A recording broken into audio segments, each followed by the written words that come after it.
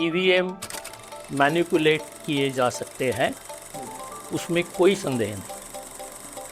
वो हैक नहीं होते, ये जितना सही है उतना ही वो मैनिपुलेट हो सकते हैं, ये भी सही है। कोई भी टेक्नोलॉजी अपना स्वभाव नहीं होता उसका। अणु बॉम्ब कुछ जगह जापान पे नहीं गिरा, अणु बॉम्ब को डाला गया, अमेरिका का वो इबोला जाके वो डाल के आया।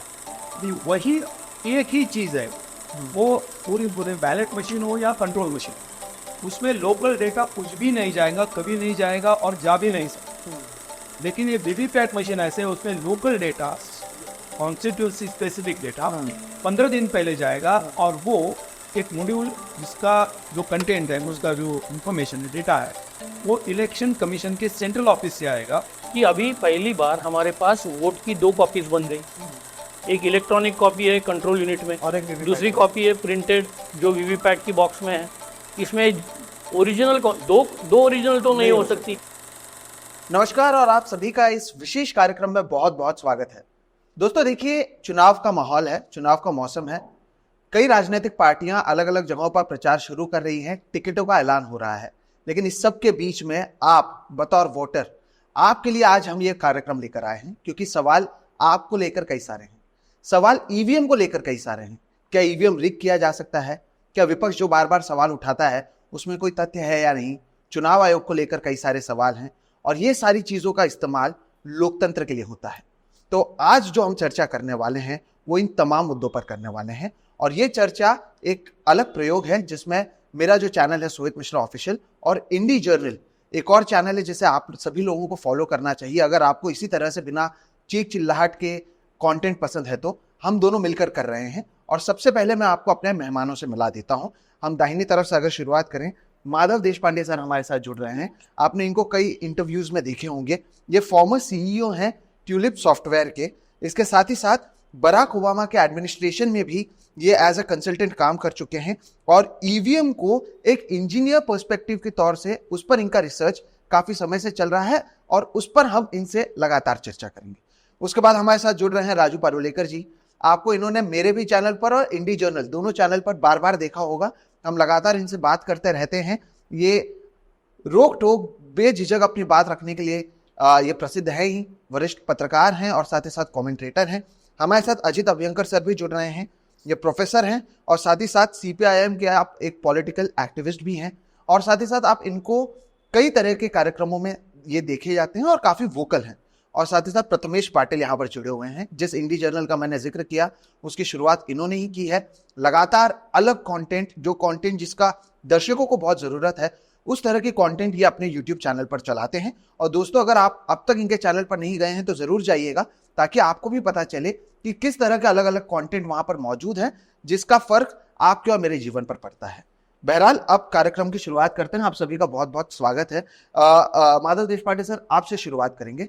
सबसे पहला सवाल और सबसे सटीक सवाल जो हर एक वोटर के सवाल मन में रहता है, ईवीएम को रिग किया जा सकता है या नहीं? क्या ईवीएम रिग हो सकता है?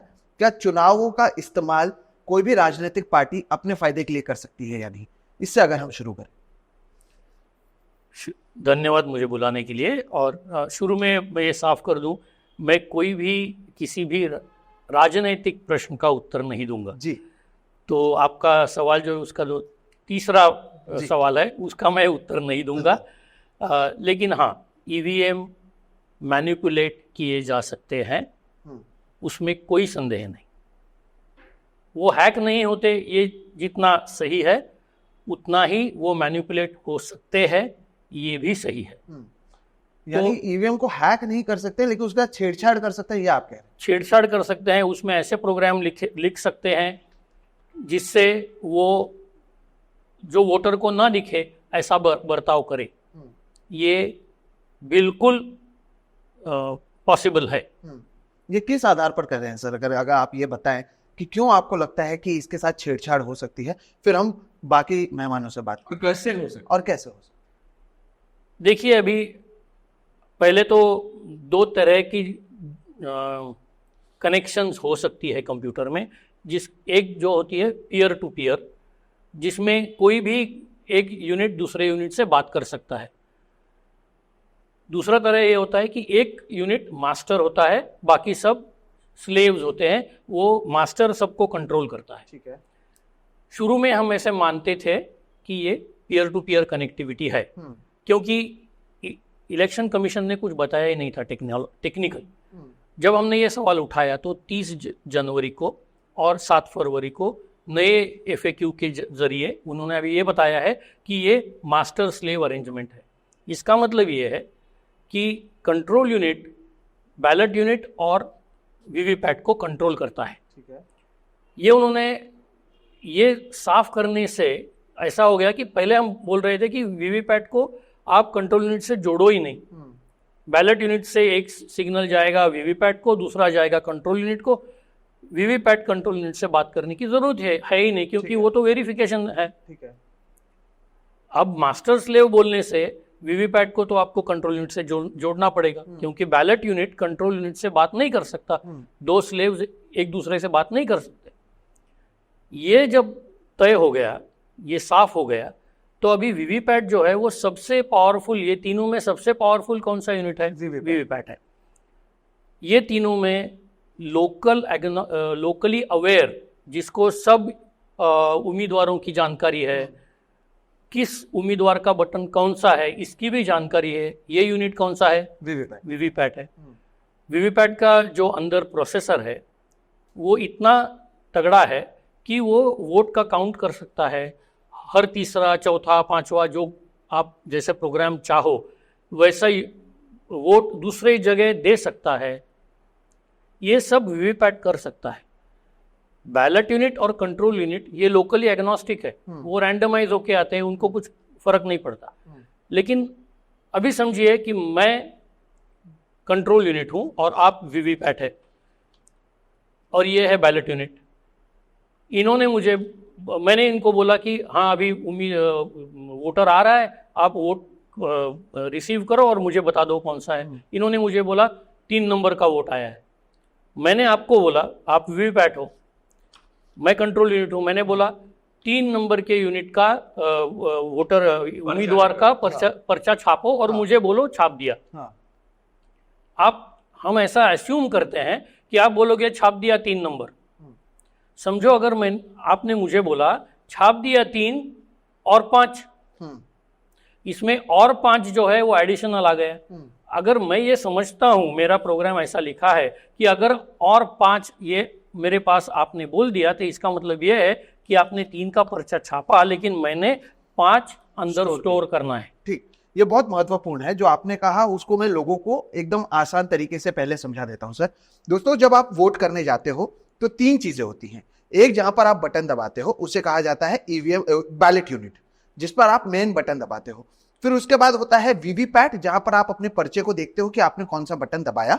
और फिर होता है कंट्रोल यूनिट, जहां पर ये स्टोर होता है। अब मसलन के तौर पर मैंने यहां पर 2 पर्चा लिया हुआ है और जो सर का एग्जाम्पल है उसी को हम लेते हैं। अब ये बैलेट यूनिट है और ये कंट्रोल यूनिट है जहां पर ये स्टोर होगा, और मैं वीवीपैट हूं। तो इन्होंने दबाया 3 नंबर, और ये जो 3 नंबर है ये जाता है कंट्रोल यूनिट के पास, और कंट्रोल यूनिट मुझे देता है 3 नंबर। तो मैं अपने वोटर को तो दिखा रहा हूं 3 नंबर, लेकिन जब मैं वापस कंट्रोल यूनिट को देता हूं तो 3 का मैं 5 करके भी दे सकता हूं। तो जो वोट 3 नंबर को जाना चाहिए था, आप स्टोर वो 5 नंबर के लिए कर रहे हैं। ये सही है सर? एकदम। तो अगर साफ शब्दों में कहें तो जो विलन है इस सब में वो वीवीपैट है। बिल्कुल। अब इतना सर हमने समझ लिया है। अब राजू सर आपके पास आते हैं। हमने इससे पहले भी बात किया हुआ है, ईवीएम को लेकर लगातार हम सवाल उठाते रहे हैं, और अब तो बीजेपी ने पहला लिस्ट भी जारी कर दिया है, तब भी हम लगातार सवाल उठा रहे हैं। इतना सवाल उठाने के बावजूद, विपक्ष की ओर से बार बार समय मांगने के बावजूद, चुनाव आयोग ने तो समय भी नहीं दिया है। तो फिर आखिर ये चर्चा का कोई मतलब बनता है कि हम लगातार दर्शकों को बता रहे हैं, लेकिन इसका चुनाव पर असर कितना होगा, और आप इस पूरे चीज को किस तरह से? मैं पहली बात तो दर्शकों को या वोटर्स को ये कहना चाहूंगा कि इस बातचीत के बाद निराश होकर वोटिंग ना करना ये ठीक नहीं जी। पहली बात, वोटिंग करनी चाहिए, ज्यादा से ज्यादा वोटिंग करनी चाहिए, पहली बात। दूसरी बात, मैं टेक्निकल जो बात है माधव जी कहेंगे या अजीत जी कहेंगे, वो मैं उस पर जाऊंगा नहीं, क्योंकि वो क्रिस्टल क्लियर है, इतना साफ सुथरा है। मेरी बात अलग है। कोई भी टेक्नोलॉजी अपना स्वभाव नहीं होता उसका। अणु बॉम्ब खुद जाके जापान पे नहीं गिरा, अणु बॉम्ब को डाला गया, अमेरिका का वो इबोला जाके वो डाल के आया। तो बात यह है कि किसी का इंटरेस्ट, सबसे ज्यादा इंटरेस्ट किसका है, वो हमेशा टेक्नोलॉजी को मैनिपुलेट करता है। अब उन्होंने कहा कि it can be manipulated, it can be compromise, rig का छोड़िए। तो दुनिया भर में बैलेट बॉक्स यूज करने की वजह यही है, तो कि मैनिपुलेट कौन करेगा? जो सत्ता में है वो हमेशा सत्ता क्यों करेगा, और उसकी ताकत क्यों होगी? मैं बताता हूं, 3 बातें हैं। वो मैनिपुलेट इसलिए करेगा क्योंकि वो सत्ता में है और सत्ता में हमेशा रहना चाहता है, पहली बात।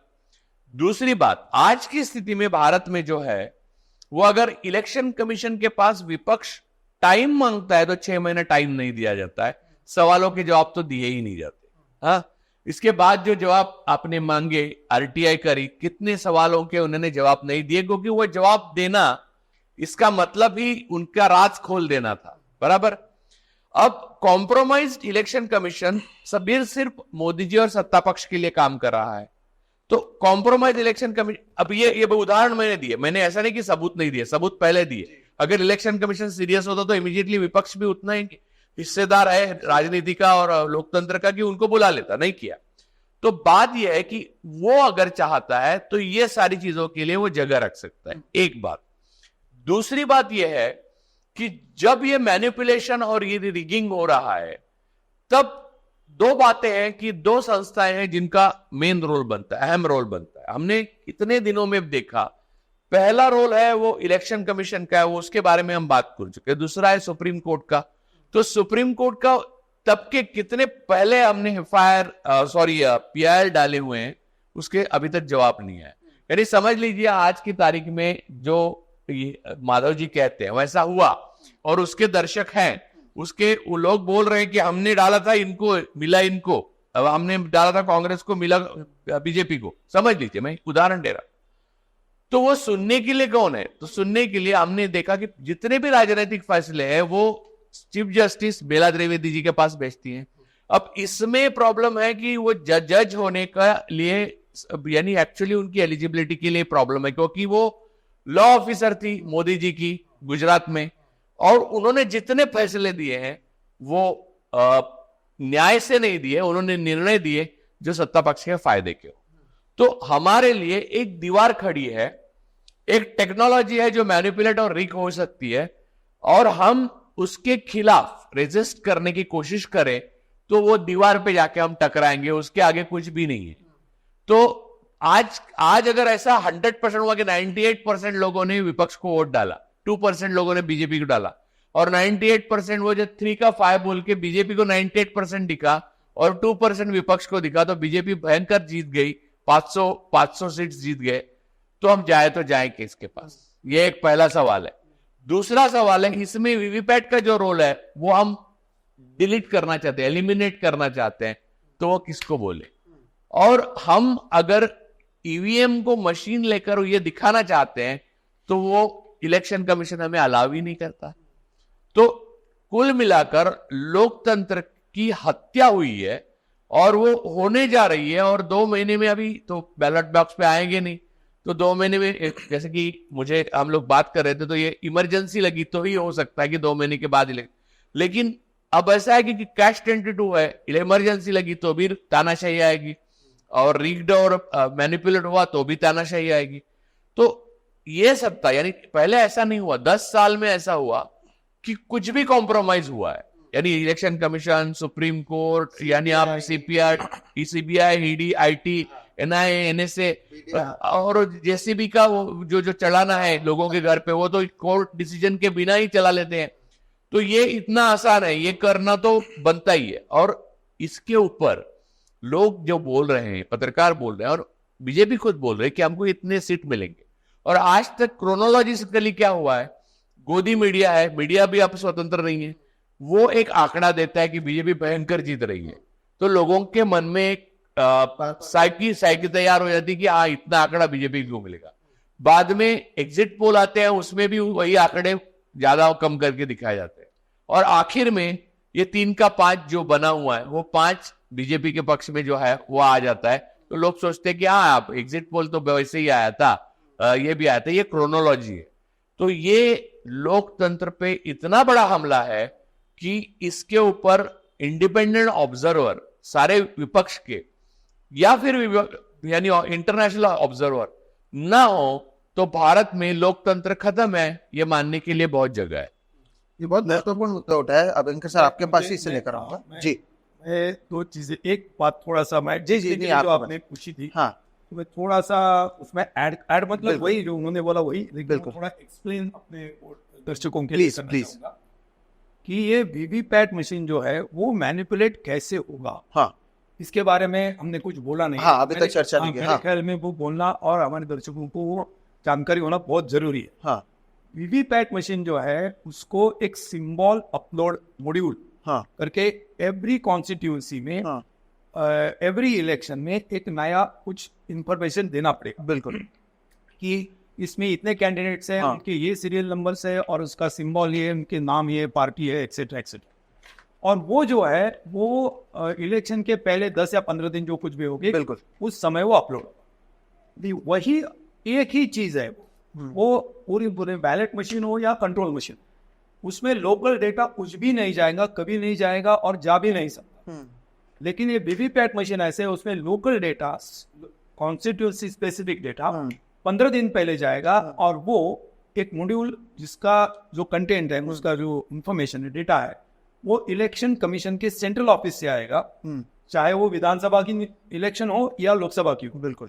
और एक ऑफिस में बैठ के ये पूरी इंफॉर्मेशन या और उसके साथ में उसका बिहेवियर की कमांड जो अभी आपने बताई कि इसको प्रिंट करो लेकिन इसको रिकॉर्ड करो, स्टोर कुछ और करो, स्टोर हाँ, कुछ और करो और हाँ, प्रिंट कुछ और करो। हाँ, इस कमांड के साथ में वो डेटा विथ दिस कमांड वो अपलोड हो सकता है, हर एक कॉन्स्टिट्यूंसी में हो सकता है और उसकी जानकारी इलेक्शन ऑफिसर को भी नहीं होंगी, यहाँ तक कि डिस्ट्रिक्ट का इलेक्शन ऑफिसर उसको भी कुछ नहीं पता चलेगा।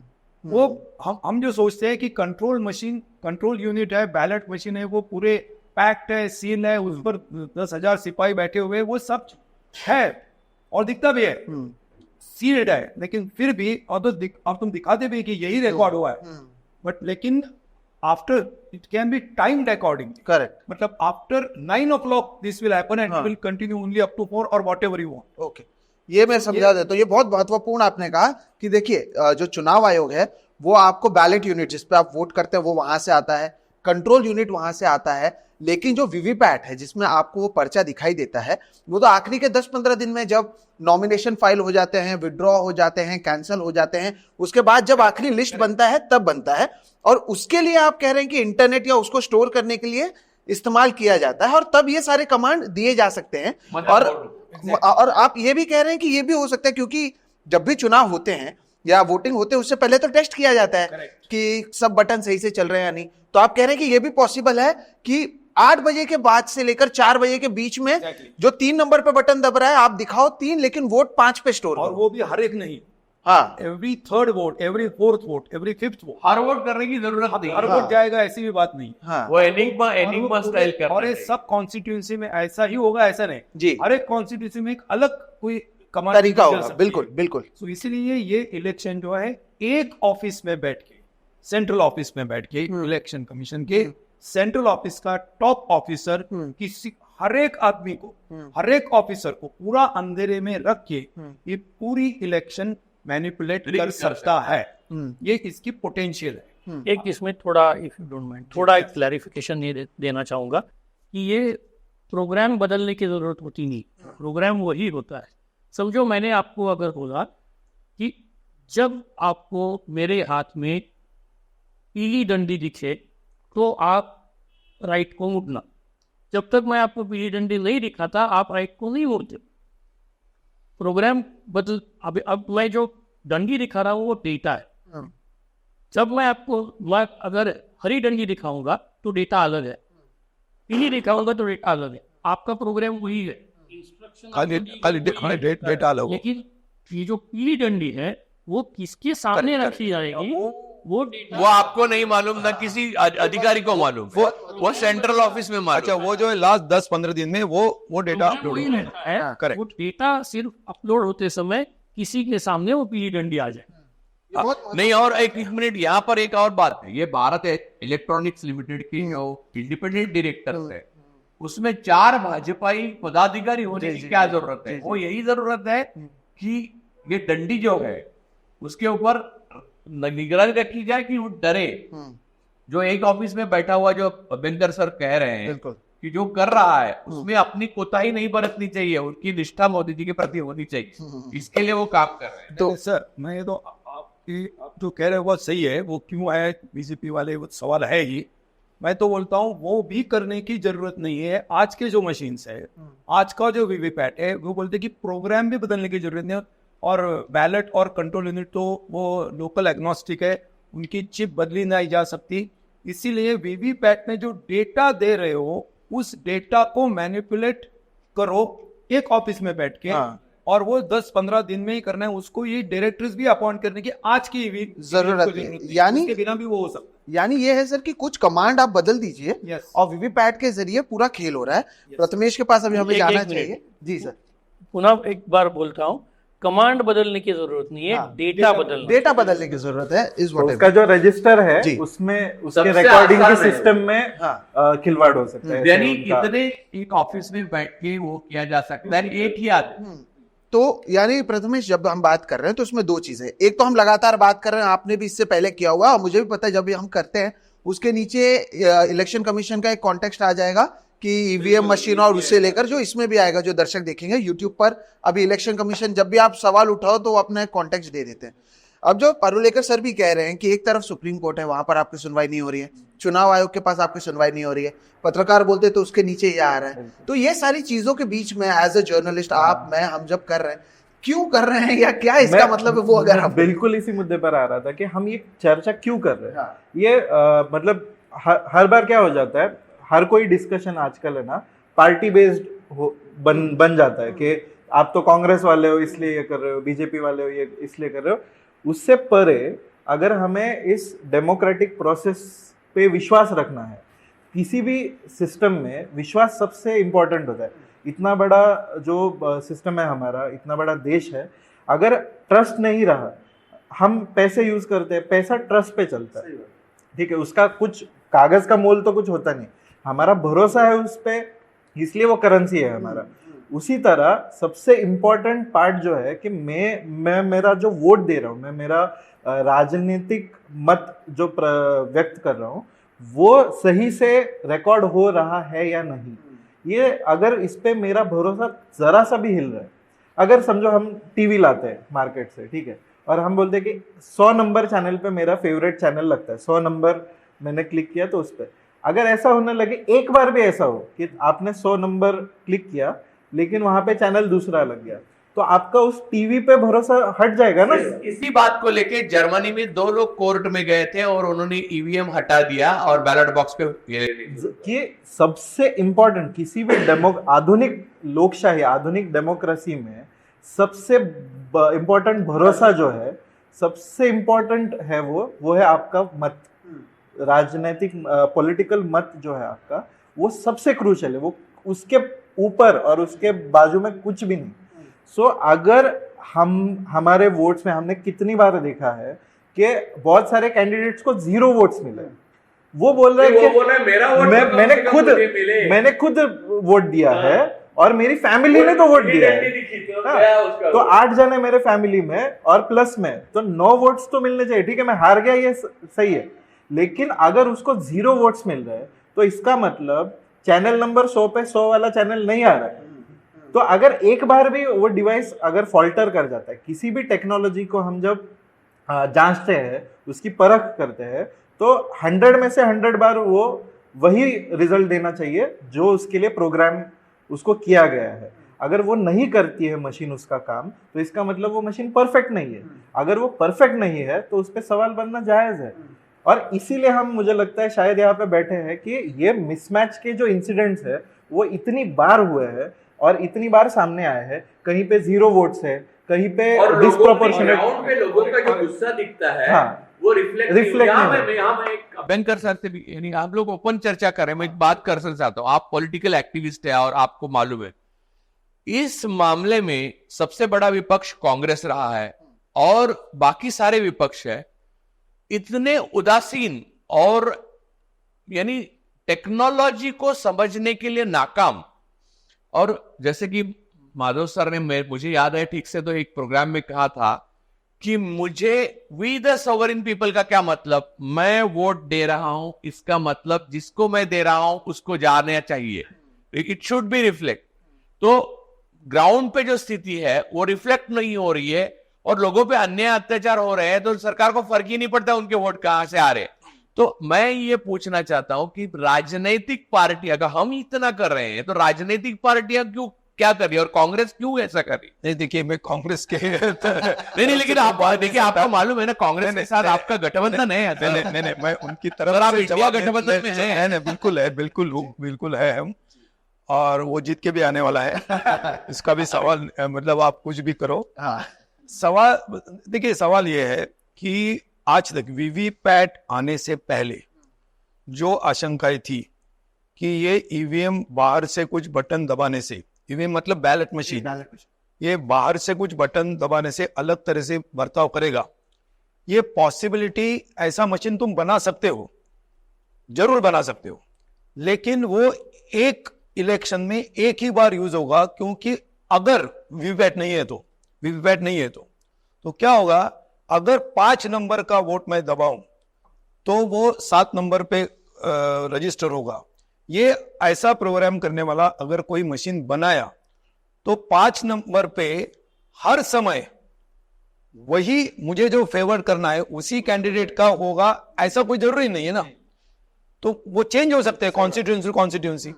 तो इसके चलते हुए ये बैलेट मशीन एवरी इलेक्शन के लिए अलग डिजाइन नहीं होते और नहीं हुए हैं, ये सच है। ये ध्यान में लेते हुए पॉलिटिकल पार्टीज को लगा कि अगर ये बाहर से हैकेबल नहीं है, मतलब बाहर से कोई इंटरनेट कनेक्शन नहीं है, वाईफाई नहीं है, ब्लूटूथ नहीं है, जो कुछ भी वेव पैटर्न है वो कनेक्टेबल, उसका रिसीवर ही अंदर नहीं है, तो नहीं हो सकते। और मशीन तो फेंक नहीं दी जाती, वही मशीन यूज किए जाते हैं। इसके चलते हुए शायद ये बाहर से तो नहीं किया जा सकता, मतलब शायद नहीं ऐसा लगा। लेकिन ये वीवीपैट आने से, और वीवीपैट मैनिपुलेबल है, ये अभी पता चलने से परिस्थिति में बदलाव आया है और इलेक्शन कमीशन उसको जानबूझ के उसको निगलेक्ट कर रहा है। नहीं, और ये सुना ही नहीं दिया यार, सरकार भी ऐसी आई है कि जो इसका इस्तेमाल करने के लिए सक्षम है। देखिए, और सरकार तो है, जरूर है, मतलब उसका तो जवाब है, वो तो करना चाहेगी, लेकिन चाहेगी या नहीं चाहेगी, election commission is there as the ombudsman, वो नहीं कर रहा है। तो और अभी आपने जो पूछा था, मैं जरा आपने जो पूछा था कि और इसमें हम क्यों कर रहे हैं, मेरे ख्याल में ये लोगों में इस इलेक्शन में ये इलेक्शन कमीशन तो बदलाव नहीं करे, क्योंकि मुझे पता है कि एक्स चीफ सेक्रेटरी शर्मा साहब ने इसके बारे में क्लियरली लिखा है, ये वीवीपैट को लेके लिखा है, उसकी कनेक्टिविटी को लेके, और देशपांडे साहब का जो फाइंडिंग है उसको लेके लिखा है, लेकिन उसका कोई जवाब मेरे ख्याल में आज तक उनको नहीं मिला है। पॉलिटिकल पार्टीज ने इलेक्शन कमीशन को लिखा है, उन्होंने जवाब नहीं दिया, कोई जवाब नहीं दिया। और FAQs में जो लिखते हैं उसमें ये सवाल का जवाब नहीं है। ये बहुत बोलना जरूरी है, ये हाँ महत्वपूर्ण है, ये जवाब नहीं दे सकते क्योंकि उनके पास में है ही नहीं इसका जवाब। तो इसके अभी क्या करें, मुझे ऐसा लगता है कि हम हर एक इलेक्शन में, अभी जो हर एक कॉन्स्टिट्यूंसी में, हर एक पोलिंग बूथ के बाहर, अगर हम वोटर्स को ये बोले कि आप अपना वोट किधर जा रहा है ये देखो, ऑब्जर्व करो कि आपने दिया उसको जा रहा है कि नहीं। हमने तो वही बोला है कि शायद प्रिंट होगा लेकिन दूसरे जाए, ओके जाने दो, लेकिन वो पहले देखो क्या है। इसके बाद में उसको एक मतलब उसका डेटा जो पॉलिटिकल पार्टीज है वो उसको कलेक्ट करे कि भाई ये इतने लोगों को लगता है 95, 98 जो कुछ भी उन्होंने कंफर्म किया कि हमने देखा और वही जा रहा है। तो हम इलेक्शन कमीशन से ये डिमांड कर सकते हैं, at least for the next election, हुई तो ऑफ कोर्स हुआ तो डिमांड कर सकते हैं कि भाई वीवीपैट स्लिप्स ही काउंट करो। ठीक, why count control unit now, VVPAT slips he count करो।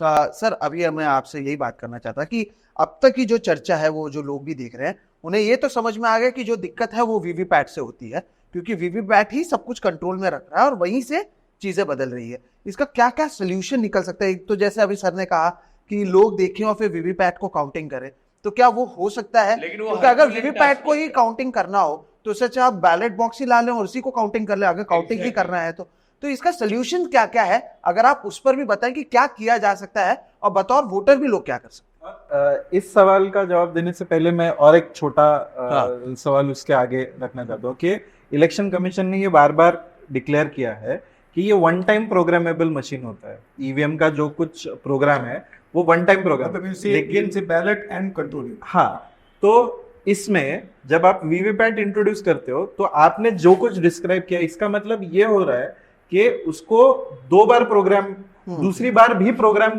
हो रहा है वो, क्योंकि जब आप सिंबल्स अपलोड कर रहे हो या नाम अपलोड कर रहे हो तो इसका मतलब कि एक और बार कोई प्रोग्राम तो ये मल्टीपल टाइम्स प्रोग्रामिंग हो रहा है। तो ये स्टेटमेंट कि ये वन टाइम प्रोग्रामेबल मशीन है और प्रोसेस में इतनी बार प्रोग्राम होना, ये इसका टेक्निकल जो टेक्निकली प्रोग्राम रीप्रोग्राम नहीं हो रहा है, प्रोग्राम तो वही है। जहाँ जब बोलते हो आप वन टाइम प्रोग्रामेबल है, उसका मतलब ये होता है टेक्नोलॉजी में कि इसमें ऐसी मेमोरी है नहीं जिसमें आप और कुछ डाल सकते हो। ये तो पॉसिबल है नहीं, बिकॉज अगर आपको सिंबल प्रिंट करना है तो सिंबल कहीं तो रखना पड़ेगा ना मशीन में, तो आपको वो अपलोड करना ही पड़ेगा, तो स्टोर करना ही पड़ेगा। तो पहले से ही ये जो क्लेम किया गया कि ये वन टाइम प्रोग्रामेबल है, ये आधा सच है। इसके वो प्रोग्राम बदलते नहीं है, ये सच है, लेकिन इसमें ऐसी जगह है जहां आप नया डेटा डाल सकते हो। तो ओटीपी कहना इसको जायज़ नहीं है। मतलब one time program, one time programmable ये जायज़ नहीं है, बराबर नहीं है टेक्निकली। अभी आपका जो सवाल है उसमें 2-3 चीज़ें हैं। मुझे लगता है कि जैसे परोड़ेकर सर बोल रहे थे कि सब लोगों ने जाके वोट तो ज़रूर देना है। देने के बाद जैसे इन्होंने कहा कि प्रथमेश ने कहा कि देखना चाहिए कि जिसको वोट दिया वो दिया कि नहीं, बैंकर सर भी वही बोले। ये होने के बाद एक अपने पास काफ़ी सारा एम्पिरिकल डेटा, जो ग्राउंड पे डेटा है, वो मिल जाएगा। ये हरक्यूलियन टास्क है, जैसे आप बोल रहे थे। आप बोल रहे हैं कि एक्स्ट्रा मशीनरी उसके पीछे लगे। एक हर एक को कैसे भी स्वयंसेवक होगा, कार्यकर्ता होगा, कोई अलग मशीनरी अपने को ये पूछना नहीं है, ये नहीं वोट दिया, किसको वो किसी को भी दो वोट दे। हाँ। लेकिन जो जिसको आपने वोट दिया वो उस आपको वीवीपैट पे दिखा कि नहीं दिखा, और वो स्लिप अंदर गिरी कि नहीं गिरी। अगर वो नहीं गिरती है तो कितने लोगों को या तो गिरी नहीं या वो चिन्ह वही नहीं दिखा, इसका सिर्फ काउंट रखना है। क्या है, इलेक्शन के बारे में आप जो कुछ डेटा इकट्ठा करोगे उस पे सवाल तो आएंगे, क्योंकि वोट तो सीक्रेट है। जी बिल्कुल। तो सवाल तो लोग पूछेंगे, लेकिन empirical data on the voting day किसी ने अभी तक इकट्ठा ही नहीं किया है। कार आप कितनी भी चलाओ टेस्टिंग लैब में, जब वो रोड पे चलती है तब उसकी असली टेस्टिंग होती है। लेकिन सर आमतौर पर क्या होता है, मैं वोट करता हूँ, मैं जाता हूँ वहां पर देखता हूँ कि जो इस चुनाव चिन्ह पर मैंने वोट दिया या नहीं, वो देखता हूँ, मैं निकल जाता हूँ। दिखता भी नहीं। और वो कभी कभी क्या होता है, जो सर कह रहे हैं कि एक तो लाइट कम होती है या ब्लैक कांच होती है, और 5-7 सेकंड के लिए रहता है। आप कह रहे हैं कि वहां पर एज अ वोटर आपको रुक कर देखना भी चाहिए कि वो पर्चा गिर रहा है या नहीं। हाँ, ओके। वो उसके बाद उनको वो चिन्ह, सर का ये कहना है कि उसके बाद उसका इंपेरिकल डेटा बनना चाहिए। जो कोई बाहर कार्य और कर वो बाद में चैलेंज करना चाहिए सुप्रीम कोर्ट में, यानी बेला जी के पास आएगा वो। तो वो जो डेटा है वो वॉलंटियर। हाँ, वो वॉलंटियर के पास पैरेलल इलेक्शन कमीशन मशीनरी जैसे विपक्ष करेगा। तो एज अ वोटर लेकिन उसका काम है कि वो रुक कर देखना कि वो पर्चा वोटर गिर का रहा ये है। काम है कि हाँ, जो हमने सिंबल उसने दबाया होगा वो दिखा के नहीं दिखा, और पर्चा गिरा के नहीं गिरा। अगर इन दोनों में से कुछ भी एक नहीं होता तो वो वॉलंटियर को बता दे कि यार मेरे बारे में नहीं हुआ। अभी समझिए आप कि 2% वो लोगों ने ऐसे बोला, समझो 1000 लोगों ने एक बूथ पे वोटिंग किया और वहाँ 20 लोगों ने बोला कि मुझे नहीं दिखा या मेरा पर्चा नहीं गिरा। इसका मतलब ये होता है कि 980 लोगों को दिखा। जो वोट आप कंट्रोल यूनिट में डाल रहे हो वो किसी को किसी ने देखा ही नहीं है, वो तो दिखाई नहीं देता। तो 0% ने देखा है वर्सेस 98% ने देखा है। तो आप किसको वेटेज तवज्जो दोगे? देंगे, बिल्कुल बिल्कुल। और वैसे भी इलेक्शन कमीशन का खुद का गाइडलाइन ये है कि जब डिफरेंस आता है कंट्रोल यूनिट और इसका वीवीपैट में, तो वीवीपैट का काउंट फाइनल है। अच्छा, ये उनका खुद का डायरेक्टिव है। हाँ, तो ये सब अगर है, और तीसरा ये भी सवाल है कि अभी पहली बार हमारे पास वोट की 2 कॉपीज बन गई। एक इलेक्ट्रॉनिक कॉपी है कंट्रोल यूनिट में, और एक वीवीपैट दूसरी कॉपी है प्रिंटेड जो वीवीपैट की बॉक्स में है। इसमें ओरिजिनल दो ओरिजिनल तो नहीं हो सकती, एक ओरिजिनल होगा, एक कॉपी होगा। ओरिजिनल कौन सा है ये डिसाइड करो, सुप्रीम कोर्ट को बोलो कि ये डिसाइड करो ओरिजिनल कौन सा इसका है, मतलब- और जो ओरिजिनल है उसका काउंट करो। ऑलमोस्ट इम्पॉसिबल सॉल्यूशन नहीं नहीं, ये ओरिजिनल का पॉइंट बहुत ही वैलिड बहुत पॉइंट अलग है। है कि आप ये कभी कभी होता भी है कि रिकाउंटिंग में पहले कोई और जीतता रहता है, फिर रिकाउंटिंग में देखते हैं कोई और जीत जाता है। मुझे पूछना है, तुम्हें पूछना है, मैं तुमसे पूछना चाहता हूँ, कांग्रेस जैसी जो 60 साल काम किए, यानी मैं ये पॉलिटिकल क्वेश्चन है, आप उसमें नहीं है, आप अलग, तो कांग्रेस जैसी जो पार्टी 60 साल जिन्होंने राज किया देश पे, और बाकी इतनी बड़ी बड़ी पार्टियां हैं, इन्होंने इतनी महत्वपूर्ण बातें समझी या सोची भी नहीं। ये तुमको कैसे लगता है? लेकिन उस समय वीवीपैट नहीं था ना, वीवीपैट नहीं था। अभी भी वो उनका कहना है कि अभी भी तो नहीं सोच समझना है। अभी भी सर कहाँ बोल रहा है? मुझे राहुल गांधी ने आज वेरी तक उस पे कोई बयान नहीं मैं दिया। बोलता हूँ, माधव देशपांडे जी ने अभी 1 महीना पहले ये वीवीपैट का मैनिपुलेशन और उसकी मेथोडोलॉजी जिस तरीके से समझाई है, मैंने ये इनका मतलब ये पहला जो बोल इंटरव्यू रहे तो थे, आप ही ने लिया था। हाँ, तो मैंने उसके बाद में कुछ senior current political leaders affair के साथ में लिया। नहीं बोला, सीनियर पॉलिटिकल लीडर्स के साथ में भी ये बात की। इसके बारे में एक अच्छी किताब भी छपी हुई है, पुरंजय ने पब्लिश किया, लेकिन उसमें भी ये जो क्लैरिटी ये जो बताते हैं, ये क्लैरिटी उसमें भी नहीं है। ये मैं बताना चाहता हूँ, द फर्स्ट टाइम कि Madhav Deshpande ji have brought this with open and clear unmistakable clarity. और सर जो बोल रहे हैं ना, टेक्निकलिटी जो है इसके बारे में इतना क्लियर पर्सपेक्टिव पहली बार इनकी वजह से, इन्होंने जिस तरीके से प्रेजेंट किया वो, उस वजह से अचानक से ट्यूबलाइट सबका जल गया कि अरे हाँ, तो यहाँ पे ये हो सकता है। क्योंकि मैं कनन गोपीनाथन, हाँ, कनन गोपीनाथन जी कुछ ही दिनों पहले इसी हॉल में बात कर रहे थे ईवीएम के बारे में। As a polling officer, as a person who has worked in the machinery, जिन्होंने काम किया है ये इलेक्शन मैनेजमेंट में, वो खुद कह रहे थे कि मैं आज भी ये गारंटी से नहीं कह सकता हूँ कि इसमें प्रॉब्लम अगर है टेक्निकल, मशीन में अगर कोई प्रॉब्लम है तो वो कहाँ है, ये मैं नहीं कह सकता। तो वो क्या कह रहे हैं कि मेरा सवाल ये है कि घर में चोरी हुई है या नहीं, ये मैं बाहर से बता नहीं सकता हूँ। मुझे ये दिख रहा है कि दरवाजा खुला है, ताला टूटा हुआ है, इतना दिख रहा है। मैं वो कह रहा हूँ कि आप ताले के बारे में बात कीजिए, आप दरवाजा क्यों खुला है वो बात कीजिए। हम इलेक्शन कमीशन से वो पूछ रहे हैं, चोरी हुई नहीं हुई वो आगे की बात हमारा है। जो faith है, हमारा नहीं, जो यहाँ भरोसा है, पर as a political journalist, political analyst, आप भी, मैं भी, आप भी ये सोचते हैं कि हम दो चीजें देखते हैं, एक ग्राउंड रियलिटी, और आज तक हम ग्राउंड रियलिटी देखते थे, वही रिफ्लेक्ट होता था। वो इंदिरा गांधी जब हारी तो हमने तो देखा नहीं, सार ने देखा होगा, तो लेकिन जब भी ग्राउंड रियलिटी हमको दिखती है, लोगों में गुस्सा है, लोग किसको निकालना है, बहुत ज्यादातर इलेक्शंस भारत की इस बात पर होते हैं कि इसको इलेक्ट करना है इसलिए नहीं होते, किसको हराना है इसके लिए होते। तो हमें पता चलता है कि किसको हराना है। तो अब ये 2019 में देख रहा हूं, 2019 में पहली बार, और उसके बाद लगातार देख रहा हूं कि लोग सत्ता पक्ष को जिताना नहीं चाहते। और कोविड के बाद में वो उत्तर प्रदेश में जो हुआ, गुजरात में हुआ, ये सारी बिहार में, ये सारी चीजें फाइनल स्टेज पे आते आते अचानक बदल गई, और जैसे इन्होंने चाप पीली चढ़ी दिखी और गायब हो गया। ये ताला सिर्फ टूटा नहीं है, सिर्फ दरवाजा खुला नहीं है, ये हमारे और आपके लिए, सर को बाजू में रखते हैं क्योंकि सर पॉलिटिकल बात नहीं करेंगे, लेकिन हमारे लिए ये क्रिस्टल क्लियर दिख रहा है कि चोरी भी हुई है और हो लगातार होती जा रही है। और लोकसभा के लिए कौन नहीं चाहेगा कि अगर ये सरकार गिरती है, समझ लीजिए, तो जो सरकार चलाने वाले और उनके ऊपर डिपेंडेंट है वो सीधा जेल में जाएंगे। ऐसी स्थिति में आ गए। ऐसा पहले कभी सरकार नहीं था, सरकार हारती थी, जीतती थी, फिर लोकसभा में आते थे, फिर जीतते थे।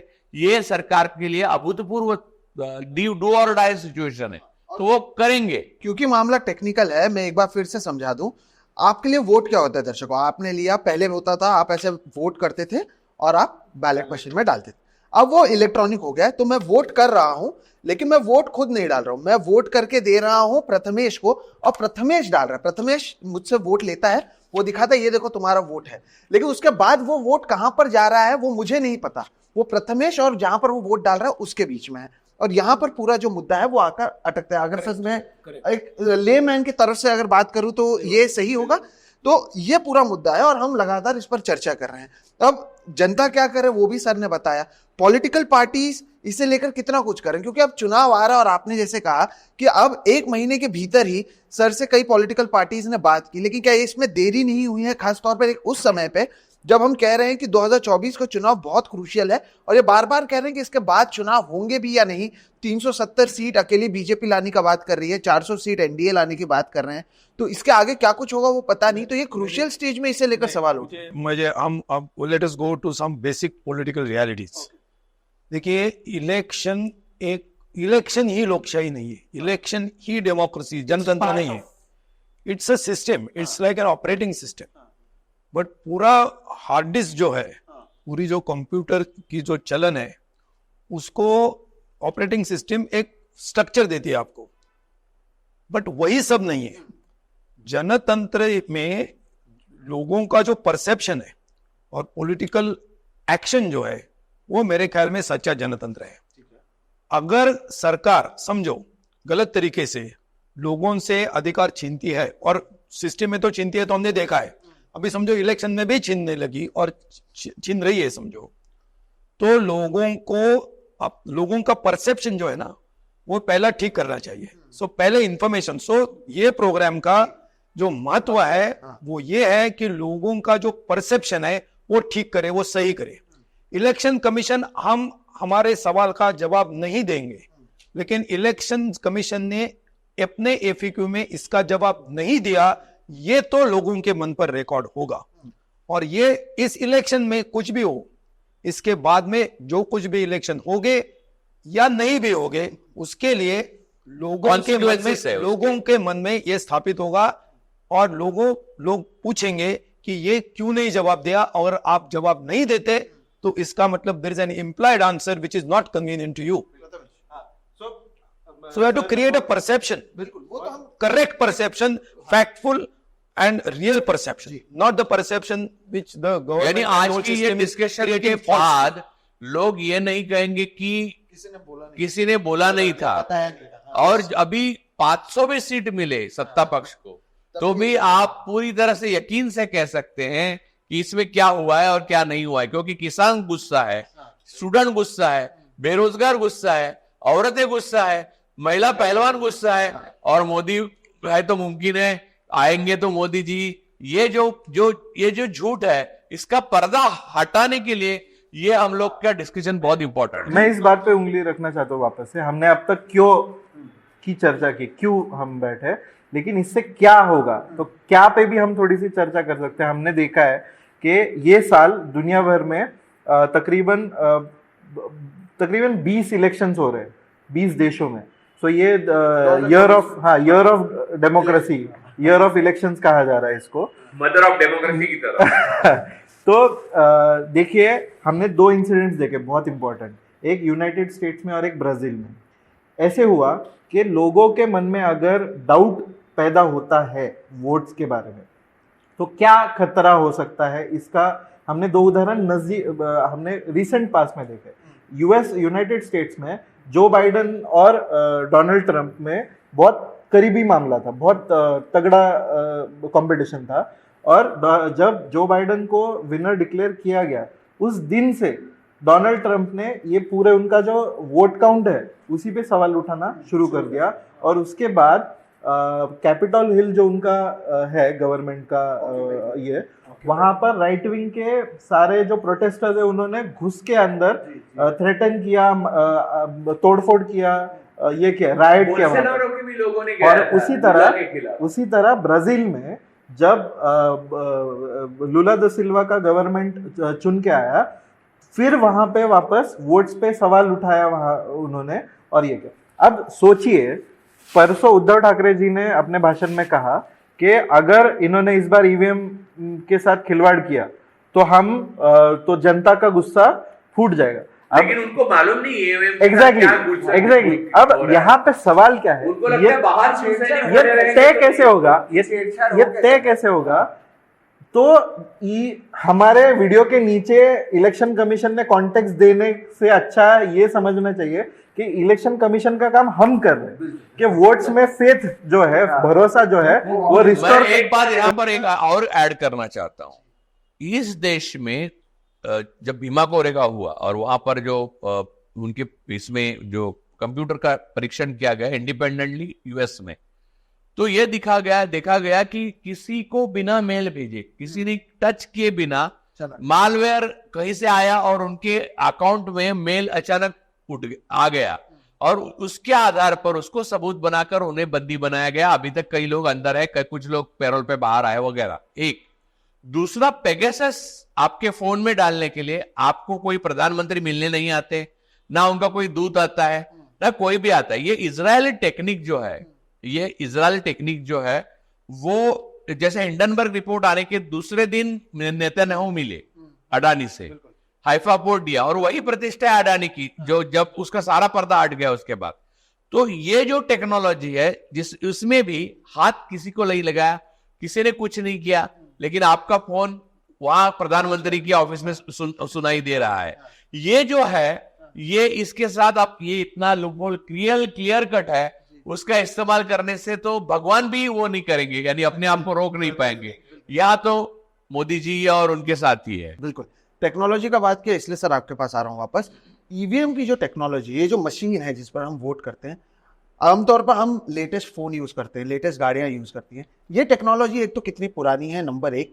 नंबर दो, जो सर ने भी जिसका जिक्र किया कि जरूरी नहीं है कि 8 बजे ही वोट करे या 10 बजे के बाद भी वोट बदला जा सकता है, वो जो अलग तरीके से उसके अंदर चीजें हो। और एक बात बताना मैं भूल गया, ये 3 राज्यों के चुनाव हुए, जब पोस्टल बैलेट आया तो बहुमत विपक्ष के पास था, और जब ये छड़ी फिरी घूमी जो पीली वाली, उसके बाद बहुमत गायब हो गया।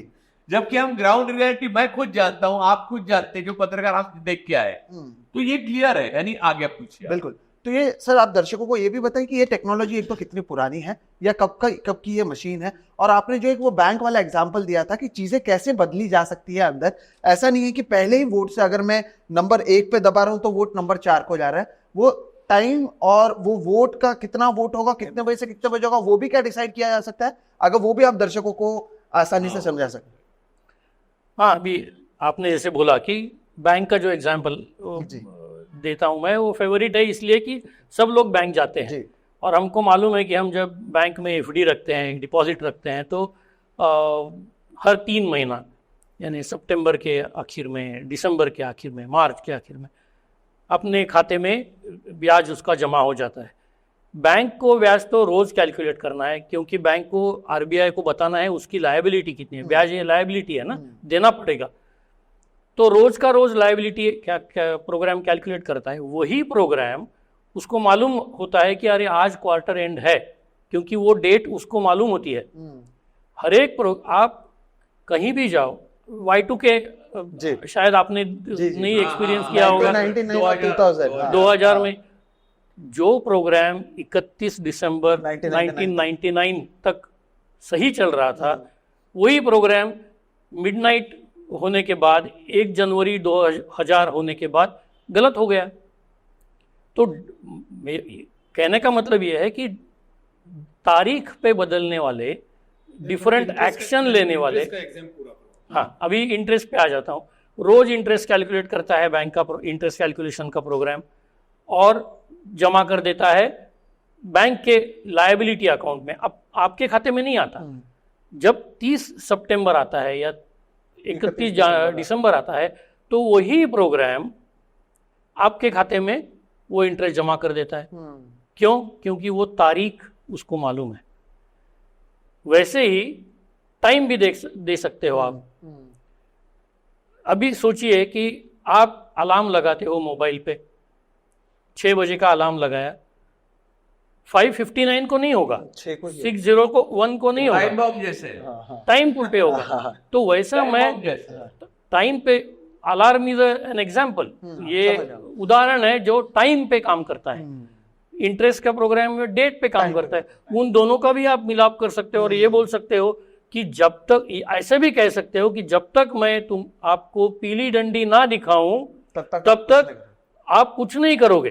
पीली डंडी दिखाऊंगा तो 9-10 बजे के बाद आपका वो जो दूसरा कार्यक्रम है वो चालू कर दो। यानी उसको टाइम के हिसाब से भी हम सेट कर सकते हैं कि 10 बजे से लेकर 4 बजे के बीच में हर तीसरा वोट ए पार्टी को आपको डाइवर्ट करना है, ऐसा भी सेट हो सकता है। यानी आप शुरुआत में जब आते हैं, उनके अधिकारी या हर एक पार्टी के कार्यकर्ता आकर चेक करते हैं, तो शुरुआत में 7-8 बजे सब आपको सही लगेगा। और 10 से 4 के बीच में आप कभी भी कुछ इसी कर संदर्भ में एक और थोड़ा बोलना चाहता हूँ। हमेशा ईसी ये कहती है कि हम चैलेंज देते हैं तब कोई आता नहीं है। ऐसा है कि इलेक्शन के दिन पे ये जो ईवीएम है उसमें गड़बड़ी हुई नहीं है, ये दिखाने का दायित्व इसी का है। इसमें गड़बड़ी हो सकती है ये दिखाने का दायित्व किसी का नहीं है। सही बात। प्रोग्राम टाइम बॉम्ब, यदि कोई ये टाइम बॉम्ब फटेगा ये पहले दिखा हुआ, ऐसा टाइम बॉम्ब टाइम पे चलता है।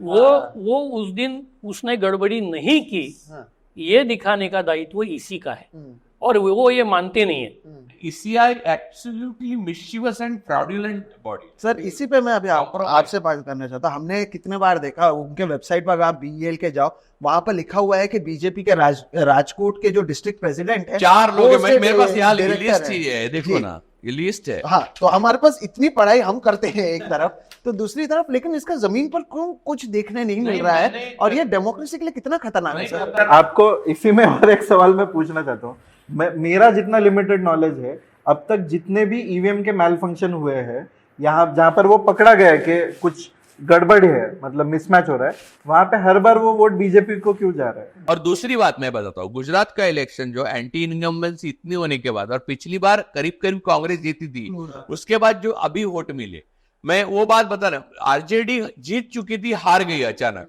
है ना, आखिरी पॉइंट पे वहां कहा नहीं आप हार गए करके भेज दिया। यानी वो सिर्फ पीली डंडी नहीं, कई बार इलेक्शन ऑफिसर भी अपना इस्तेमाल करता है, 10-15 हजार 2-3 हजार वोट का ये होता है। हमने बैलेट पेपर चंडीगढ़ में तो हमने देखा। अब ये प्रॉब्लम ये है कि राहुल गांधी, ममता बनर्जी जो कद्दावर नेता है, MK स्टैलिन, एक दिग्विजय सिंह साहब छोड़ के किसी भी नेता ने ये बात बार बार कहने के बाद, आपकी कहने के बाद मैंने कही, तब भी किसी ने भी गंभीरता से नहीं ली। एक इंडिपेंडेंट स्टडी आया है, वो भी मैंने सबके साथ शेयर किया, ये लोग बात ही नहीं करते।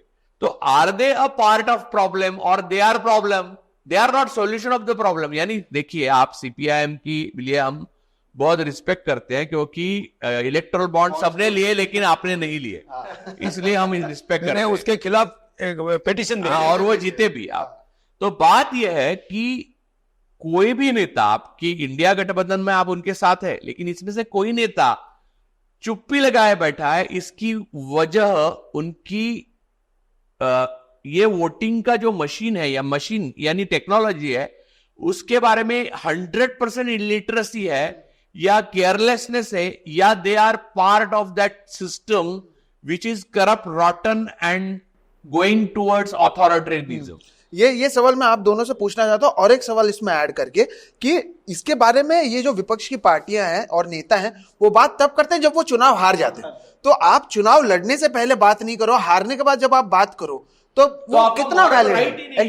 देखिए, मैं आपके साथ बैटिंग क्रिकेट खेलने के लिए आया, आपने मुझे पहले नहीं बताया कि बैट बॉल आपका है, तो आपको जब बैटिंग नहीं मिलेगी आप निकल जाएंगे। मैंने खेलना शुरू किया और बाद में आपको बॉलिंग ही मिलती रही, क्योंकि मैं बैट्समैन अच्छा हूं। तो आपने कहा कि ये दे दो बैट, मेरी है घर की। मैं कहा ऐसे कैसे यार, मैं आउट भी नहीं हुआ। तो आप कहेंगे नहीं, बैट बॉल मेरा है, मैं निकल जा रहा हूं। लेकिन मैं बाद में रो नहीं सकता, क्योंकि पहले आपने नहीं बोला मैंने कि मैं बॉलिंग बैटिंग करता रहूंगा, तब तक तुम्हें बॉलिंग करती रहनी पड़ेगी। देखिए, ये जो अभी हम पहले भी इसके बारे में बात कर चुके हैं कि जिस क्लैरिटी से और जिस कन्विक्शन के साथ में आज हम ये कह सकते हैं कि ये वीवीपैट से ये अलग तरीके का वोटिंग छेड़छाड़ हो सकती है, वो इतना मतलब इनविंसिबल जिसको बोलते हैं, ऐसे तरीके से ये आ चुका है। इसके बाद में एक्चुअली विपक्ष प्रयत्न कर रहे हैं, जहां तक मुझे मालूम है, बट उनको अपॉइंटमेंट नहीं मिल रही है, they are not being heard, तो ये मतलब the problem is the election commission has become deaf very conveniently. They have stopped hearing to any objection and वो अपनी दुनिया में है. शायद दे आर सर लेकिन मैं आपको एक पॉलिटिकल बात बताऊं, यानी ये लाइटर वेन पे है, लेकिन फिर भी मैं बताता हूँ. इससे कोई डायरेक्ट नाता नहीं, लेकिन फिर भी यही बात आपका घर का प्रॉब्लम नहीं है ना, ये मेरा भी घर का प्रॉब्लम नहीं, इसका भी नहीं, इसका भी नहीं. यही बात इलेक्शन कमीशन अगर अपॉइंटमेंट नहीं देती है तो आप राहुल गांधी का अपॉइंटमेंट मांग के देखिए, वो भी मिलता है क्या, देखिए. सब ये तो डिफरेंट बात है मेरे ख्याल में. It's a comment, it's not a question. तो ऑब्वियसली ये अभी इसीलिए अपॉइंटमेंट नहीं मिल रही, कोशिश जारी है. So but ultimately the decision makers are the voters, the people. Voter तो है, वोटर तो सी you can fool the people as voters, but you can not cheat the people as people. So it is peoples power to whom we are addressing. यानी हमें बाद में justice revolution जैसा करना पड़ेगा. तो क्या होगा पता नहीं है, लेकिन मेरे ख्याल में इतने लोग अगर सवाल पूछेंगे तो इलेक्शन कमीशन को इसका जिक्र करना पड़ेगा, इसको कॉग्निजेंस लेना पड़ेगा. इलेक्शन कमीशन तो नहीं, आज नहीं तो कल करना पड़ेगा, क्योंकि that's why I said it is democracy is not only about the voters power, it is about the peoples power, और उसको हम अपील कर रहे हैं. सर आपको मैं इससे डिसएग्री हूं, मैं बताता हूं क्यों.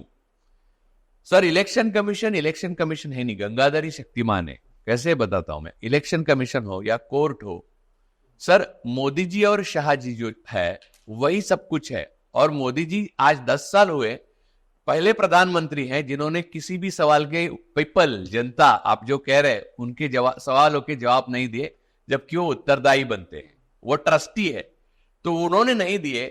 तो अगर वही सब कुछ है और बाकी जो बैठे हुए हैं वो अपॉइंटी है, they are made officers, they are made जजेस, तो फिर आप अपेक्षा नहीं कर सकते कि आपके सवालों के जवाब मिले. प्रथमेश, इसमें मैं आपसे पूछना भी चाहता हूँ, ऐड भी करना है. जो सर ने कहा कि ये जो मॉरल रिस्पॉन्सिबिलिटी है सिर्फ सर का, मेरा, आपका, या कोई पॉलिटिकल पार्टी या राहुल गांधी या किसी और का नहीं, बल्कि लोगों का भी है. और जब तक लोग सवाल नहीं पूछेंगे शायद चुनाव आयोग इसे लेकर ना करे. इसके 2 रीसेंट एग्जांपल्स हमने देखे हैं. एक चंडीगढ़ में तो हमने देखा कि खुद किस तरह से इलेक्टोरल ऑफिसर ने ये ऑन कैमरा किया. दूसरा हमने पाकिस्तान में देखा कि उनके अधिकारी आकर कहते हैं कि मुझे कहा गया और हमने किया और हमें सजा मिलनी चाहिए.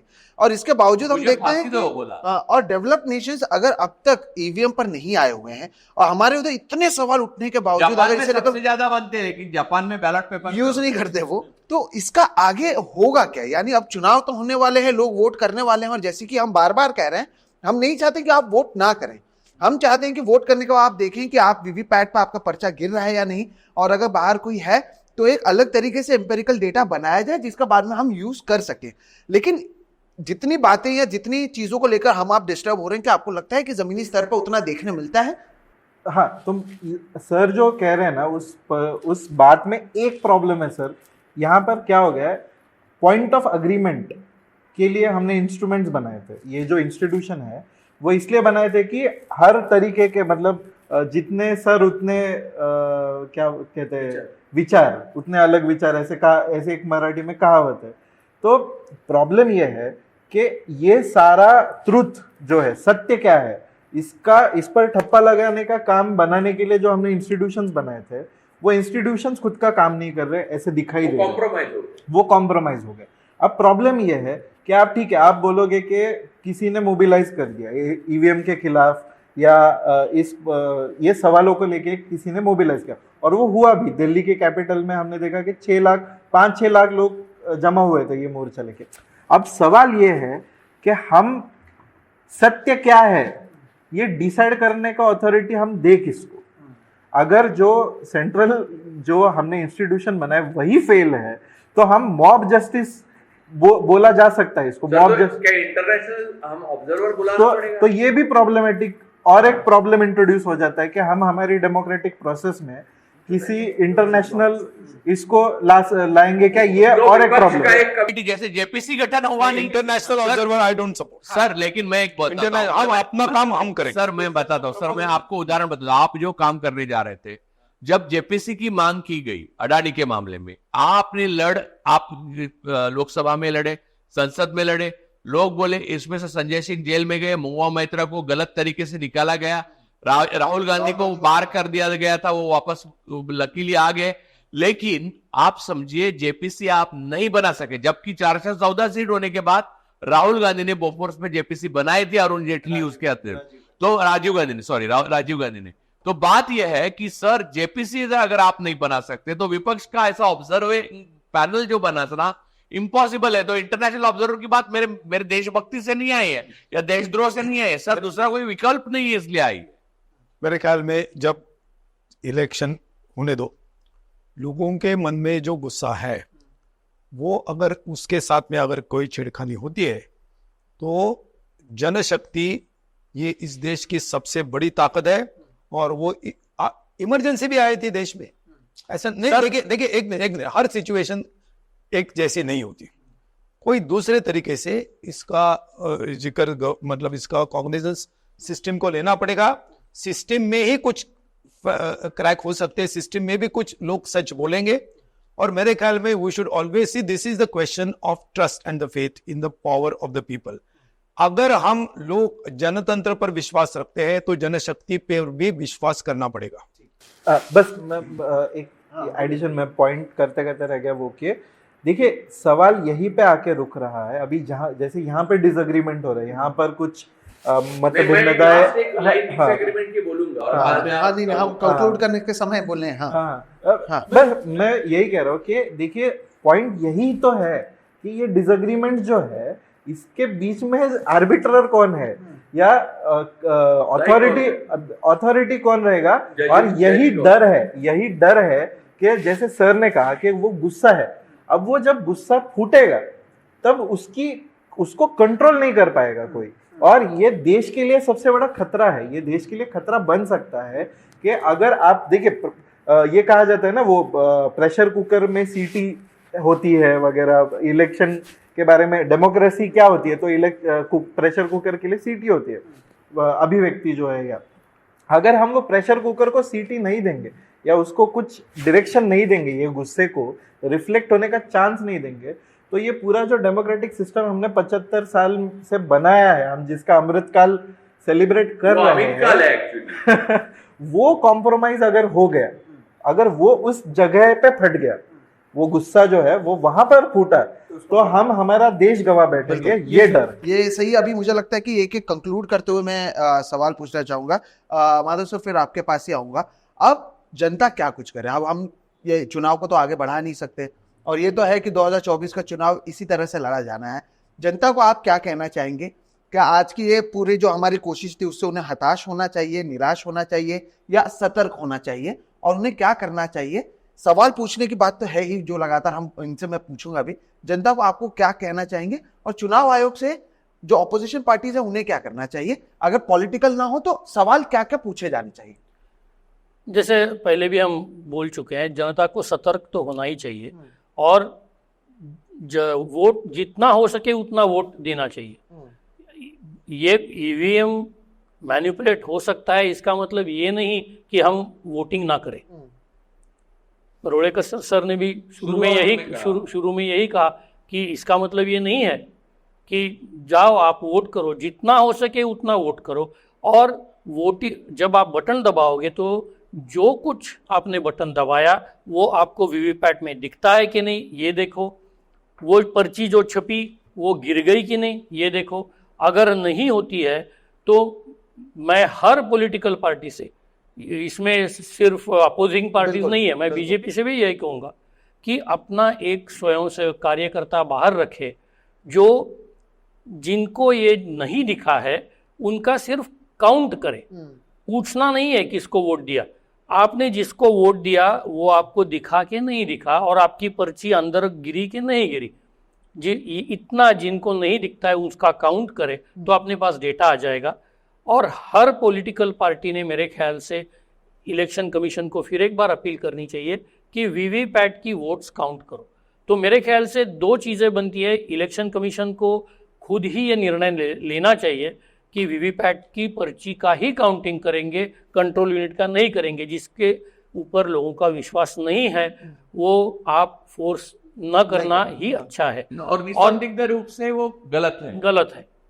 दूसरी चीज ये है कि अगर इलेक्शन कमीशन ये नहीं निर्णय लेता तो सुप्रीम कोर्ट इसी के लिए तो वो बने हैं, उनको जनता ने वहां क्यों उनका सैलरीज देते हैं जनता अपने टैक्स से, कि वो उन जनता के हित का रक्षण करे।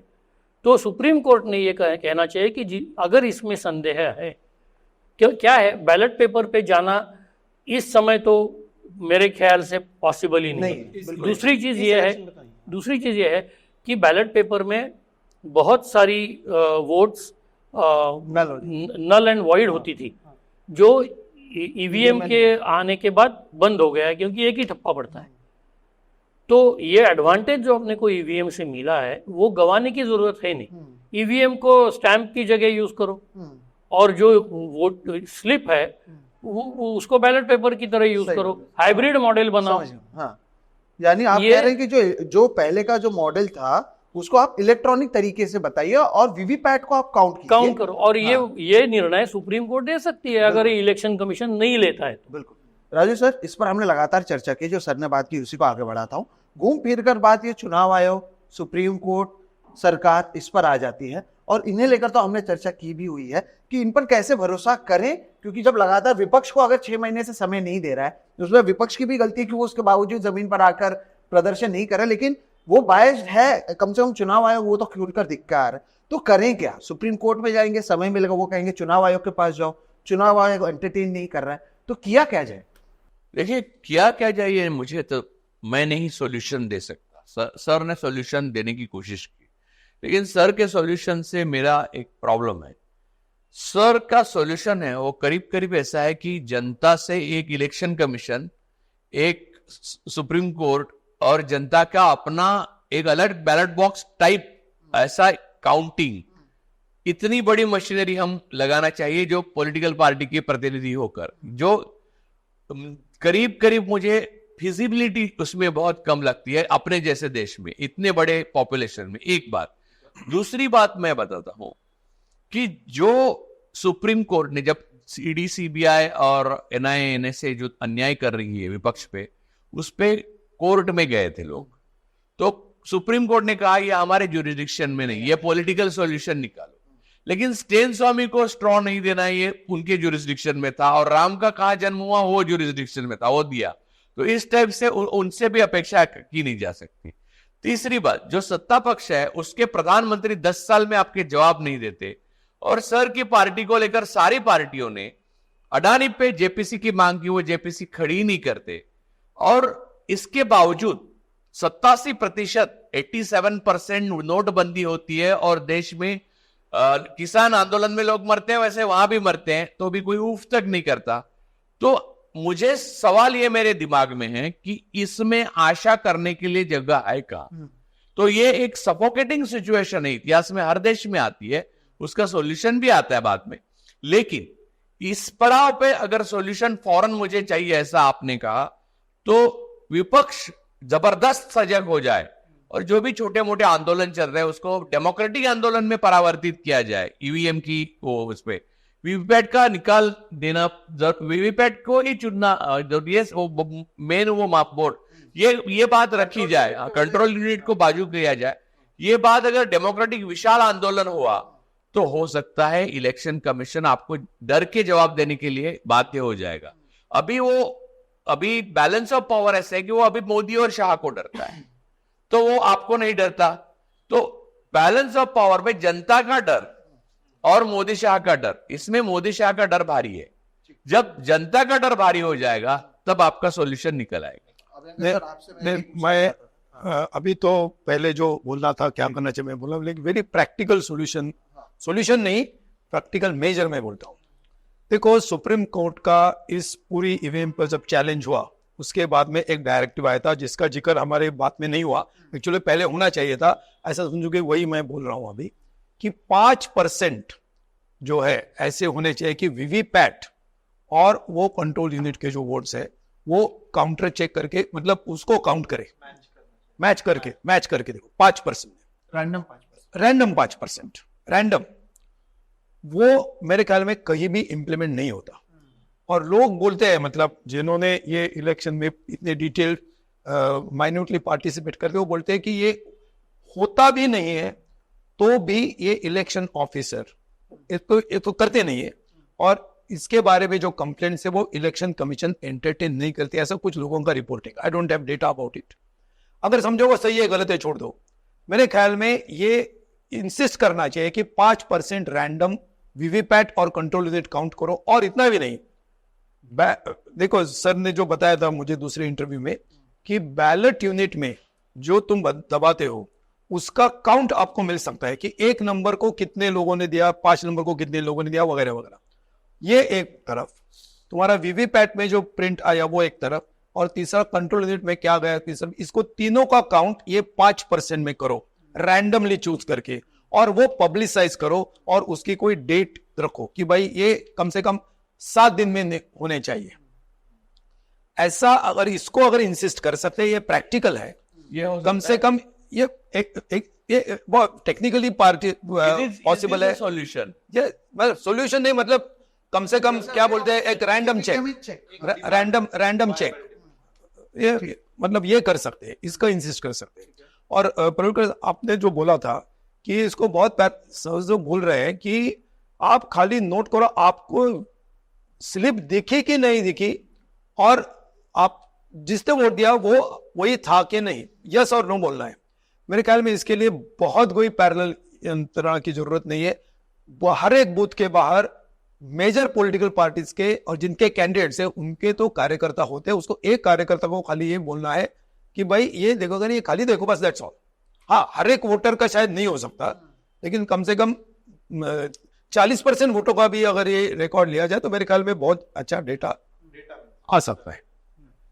प्रथमेश, आपसे सवाल यह है कि जो चर्चा निकली है टेक्निकल और बाकी चीजें एक तरफ है, जो हमारी सुप्रीम कोर्ट या चुनाव आयोग को लेकर बात है वो दूसरी तरफ है, जो सर ने कहा, और इस पर हमने भी चर्चा की, इसलिए आपसे पूछना चाहता हूँ कि जनता की ओर से आंदोलन होने चाहिए। क्या आपको वाकई लगता है कि जनता की ओर से इस तरह के आंदोलन होता, अगर वो होते तो शायद हमें ये चर्चा करने ही की जरूरत नहीं पड़ती, और जब हम कर भी रहे हैं तो इसे कितने लोग देखेंगे वर्सेस एक पॉलिटिकल नौटंकी को कितने लोग यूट्यूब पर देखते हैं उसका भी हमें पता है। तो आप जनता के आर्गुमेंट या जनता की ओर से जब तक ये सारी चीजें नहीं होता, आपको लगता है कि जनता वाकई उस लेवल पर जाएगी या चीजें होंगी 2024 चुनाव के बाद भी या पहले? देखिए, प्रॉब्लम यहाँ पे आ रहा है, देखिए कि जनता आंदोलन करती है लेकिन किस बात पे, जो मुद्दा समझ में आता है। लाइक अब ये मुद्दे को समझने के लिए नुआंस जो है, उसके बारीकियां जो है वो समझ में आनी ऑन अ ग्राउंड लेवल या फिर एक मास लेवल पर, ये इसको एक स्लोगन में बदला नहीं जा सकता है। जैसे अब की बार ये सरकार, ऐसा जो सिंपल उसका निचोड़ है वो निकाल नहीं सके हमको, जो कोई भी इस पे सवाल उठा रहे या इसके अगेंस्ट कैंपेन कर रहे, इसका निचोड़ नहीं दे पा रहे। ये निचोड़ दे सके तो शायद पॉलिटिकल मूवमेंट उसके बाजू में मोबिलाइज हो सके लोगों को। वो ये है ना, ये बहुत बैठ के बात, हमने अभी 1 घंटा उस पर बात किया है, फिर भी हम सब मुद्दों को कवर नहीं कर पाए। तो इसीलिए ये जो नुआंस वाले मुद्दे होते हैं ना, इनको निचोड़ में कैसे बदले, ये पॉलिटिकल एक्टिविस्ट का काम है कि आप इसको पॉलिटिकल स्लोगन में बदलो, एक एक्टिविज्म के स्लोगन में बदल सको। ये आपकी क्रिएटिविटी का टेस्ट है एक तरीके से। तो यहाँ पर सवाल आखिर में यही आ जाता है कि हमारी अपोजिशन पार्टी या जो कोई भी इसके बारे में आशंकित है, क्या वो इसको कन्वर्ट कर सकते हैं एक स्लोगन में, कोई सिंपल सी इसके निचोड़ में, एब्स्ट्रैक्ट में इसके, ये एक सवाल है। और दूसरा मैं ये कहना चाहूँगा कंक्लूडिंग रिमार्क्स में कि ये सवाल पार्टी का नहीं है, ये सवाल कांग्रेस का नहीं है, ये सवाल बीजेपी का नहीं है, ये सवाल सीपीएम का नहीं है, ये सवाल हमारे सामने के सत्य का है। क्या सत्य है, ये हम सबका एक तरीके से फिलोसॉफिकल ये बन गया है कि हम सच की खोज में निकल पड़े पोस्ट ट्रुथ सोसाइटी में, कि मुद्दा ये है कि हमारा देश क्या चाहता है, इसका सबसे बड़ा सर्वे जो है वो इलेक्शन है। और उस इलेक्शन में अगर तकनीकी खराबी है तो हम हमारे देश का सच जान नहीं पाएंगे और हम उस वजह से हम दुर्गति की तरफ जाएंगे। ये सत्य है। और मैन्युअली। हाँ, इसका तो ये तथ्य है। हम इस बात पे तो अग्री हो ही सकते हैं सब मिलके। अगर समझो कल कांग्रेस की गवर्नमेंट जीत जाती है तो वो भी वही करेंगे। वो भी तो बीजेपी को भी श्योर शॉट कैसे पता चलेगा कि ईवीएम मैनिपुलेट नहीं हुआ? तो उनके मन में क्यों नहीं डर आ रहा है ये कि कल कांग्रेस जीत सकती है, कल यूपीए या इंडिया गठबंधन जीत सकता है। अगर जीत गया तो अगर बीजेपी के कार्यकर्ता के मन में अगर ये सवाल उठे कि मेरा वोट जो है ये सही नहीं है, ये गलत वोटिंग है, अगर ऐसी भी आशंका आती है तो वो पूछेंगे। सही बात है। और इसको लेकर 2010 में सबसे पहले बीजेपी के ही एक सांसद ने किताब लिखी थी डेथ ऑफ डेमोक्रेसी के नाम से, और ईवीएम पर सवाल उठाया था। तो दोस्तों अगर कंक्लूड करने जाएं तो शुरुआत जिस सवाल से की थी कि क्या जो ईवीएम मशीन है या जो आप वोट करते हैं उसके साथ छेड़छाड़ हो सकती है या नहीं, बिल्कुल हो सकती है, ये जो हमने पाया। और इसमें वीवीपैट का एक बहुत अहम रोल है। आज हमने ये भी चर्चा की कि बतौर वोटर आपको क्या करना चाहिए। चुनाव आयोग से ना केवल सवाल उठाना चाहिए बल्कि जब आप वोट करने जाएं, और जरूर जाएं, तब आप देखें कि जब आप वोट करते हैं और जब वो पर्चा दिखता है, वो ना केवल देखें, वो पर्चे को गिरते हुए भी आप देखें। साथ ही साथ हमने पॉलिटिकल पार्टीज के लिए भी एक काम रखा कि आप वहां पर एक इंपेरिकल डेटा तैयार करें जहां पर आप बाद में क्रॉस कर सकते हैं या देख सकते हैं कि जो वीवीपैट दिखा रहा है और जो फाइनल रिजल्ट है उसमें कोई मैच हो रहा है या नहीं। ये भी हमने यहाँ पर चर्चा की। और जो 5% रैंडम टेस्ट की बात की, इसके ऊपर भी हमने चर्चा की। सवाल यहाँ पर दोस्तों आखिर में यही उठता है, और आखिर में आता चुनाव आयोग और सुप्रीम कोर्ट पर ही आकर अटकता है कि अगर कोई बड़ा आंदोलन होता भी है, अगर लोग बाहर आते भी हैं, इसे लेकर सवाल उठाते भी हैं, तो उसके बाद आगे होगा क्या? तो ये सवाल जहां पर बरकरार है, तो बतौर वोटर हमारी कोशिश आपको ईवीएम के बारे में जितने सरल तरीके से हम समझा सके। इसमें इंडी जर्नल का एक बहुत बड़ा रोल है। ये सारी चीजों को उन्होंने ऑर्गेनाइज किया, और हम दोनों मिलकर ये बार बार दिखाने की कोशिश भी इसलिए कर रहे हैं ताकि ज्यादा से ज्यादा लोगों को पता चले चुनाव के इस मौसम में कि कौन से नेता ने क्या बात की, उसे लेकर आप बातचीत करते रहे, किसने क्या पहना, कौन कितनी बार रोया, वो अलग बात है। लेकिन बतौर वोटर आपका वोट सही जगह पर जा रहा है या नहीं, ये देखना महत्वपूर्ण है, क्योंकि पार्टियां आती जाती रहती हैं। हम लोकतंत्र की बात कर रहे हैं, और लोकतंत्र के लिए आज का ये चर्चा हमने किया। मुझे लगता है आप सभी का बहुत बहुत शुक्रिया। प्रथमेश, आपका भी बहुत बहुत शुक्रिया कि आपने हम सभी को एक जगह पर बुलाया और इस पर चर्चा करने की कोशिश की। कई मुद्दों को हमने उठाया दोस्तों। ये इंडी जर्नल और जो मेरा चैनल है सोहित मिश्रा ऑफिशियल, हम दोनों की एक कोशिश है। ये जरूर आप में से कुछ दर्शक बोर हो सकते हैं क्योंकि एंटरटेनिंग नहीं है, लेकिन याद रखिएगा समाचार कोई प्री वेडिंग नहीं है। समाचार एंटरटेनिंग नहीं, इंफॉर्मेटिव होना चाहिए, और हमारी कोशिश है इसे इंफॉर्मेटिव रखने की। तो जरूर आप बताएं, और भी अगर कोई सवाल होंगे हम उसके जवाब देने की कोशिश करेंगे। फिलहाल मुझे लगता है कि इस वीडियो में हमने मोटा मोटी जितने सवाल थे उस पर चर्चा की, और आपको एक सामान्य तरीके से समझाने की कोशिश की। आपको ये वीडियो कैसा लगा ये जरूर बताएं। इंडी जर्नल हो या फिर सोहित मिश्रा ऑफिशियल हो, अगर आपने इसे सब्सक्राइब नहीं किया तो जरूर करें। इसी तरीके से आपको मुद्दे की बात हम लेकर आएंगे।